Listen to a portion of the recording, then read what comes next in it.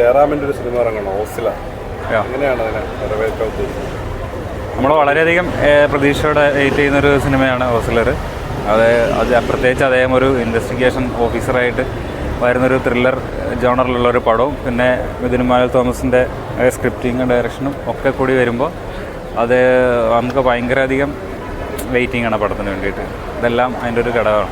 Trailer കണ്ടിരുന്നു. നല്ല ക്വാളിറ്റിയുള്ള ഒരു സിനിമയായിട്ട് തന്നെ നമുക്കത് ഫീൽ ചെയ്യുന്നുണ്ട്.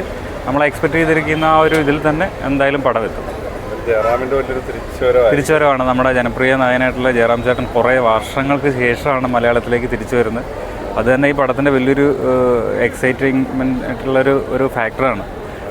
കൂടാതെ അത് എങ്ങനെ അത് ആൾക്കാരിലേക്ക് എത്തിക്കുന്നു എന്നുള്ളത് നമ്മുടെ മിഥുൻ എമ്മാനുവൽ തോമസിൻ്റെ ഇതിനു മുമ്പുള്ള സിനിമകളിലൊക്കെ ഉള്ള ആ ഒരു ഇത് തന്നെ ഈ സിനിമയിലും അദ്ദേഹം എങ്ങനെയാണ് അത് കൊണ്ടുവരുന്നതെന്ന് കാണാൻ വേണ്ടിയിട്ടും ഭയങ്കര എക്സൈറ്റഡ് ആണ്. അപ്പോൾ എല്ലാവരും ഇത് തിയേറ്ററിൽ തന്നെ പോയിട്ട് മസ്റ്റായിട്ട് കാണേണ്ട ഒരു ചിത്രം തന്നെയായിരിക്കും. പടം വിജയിക്കട്ടെ. യെസ്. ജയറാമിൻ്റെ ഒരു വമ്പൻ സിനിമ വരുവാണ് മിഥുൻ എമ്മാനുവൽ തോമസുമായിട്ട്. ഓസില എങ്ങനെയാണ് പ്രതീക്ഷ? ഓസിലത് ഭയങ്കര പ്രതീക്ഷയാണ്. പ്രത്യേകിച്ച് നല്ല ടീച്ചറൊക്കെ കണ്ടുകൂടി ഭയങ്കര എക്സൈറ്റഡ് ആയിരിക്കണം. ജയറാമിൻ്റെ ഒരു വലിയ വിഷമം. അതിൻ്റെ ഇടയ്ക്ക് തന്നെ നമുക്കൊരു മമ്മൂട്ടിയുടെ ഒരു ചെറിയ സൗണ്ട് മമ്മൂക്കയുടെ എല്ലാവരും പറയുന്നത് മമ്മൂക്കയുടെ സിനിമയിൽ ഉണ്ടെന്ന് മാത്രമേ ഉണ്ടെങ്കിൽ അതൊരു വലിയൊരു സംഭവം തന്നെയായിരിക്കും. എന്തായാലും മിഥുൻ എമ്മാനുവൽ തോമസും ജയറാമും മമ്മൂക്കയുടെ സിനിമ അത് എന്താ പറയുക, തിയേറ്ററിൽ ഫസ്റ്റ് ദിവസം കാണാൻ വെയിറ്റ് ചെയ്യണം.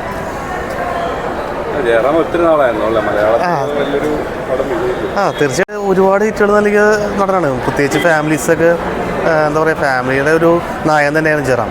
അപ്പോൾ ആ ജയറാം ഒരു എന്താ പറയുക ആക്ഷൻ അല്ലെങ്കിൽ ഒരു ത്രില്ലർ പോലത്തെ സിനിമയിൽ അഭിനയിക്കുന്നു. അത് ഈ അടുത്ത് ഒരുപാട് ഹിറ്റുകൾ നൽകിയ മിഥുൻ എമ്മാനുവൽ തോമസിനൊപ്പം. അപ്പോൾ നമ്മളത് വളരെ പ്രതീക്ഷയോടെ കാത്തിരിക്കുകയാണ്. എന്തായാലും നമുക്ക് 15-ാം തീയതി തിയേറ്ററിൽ കാണാം.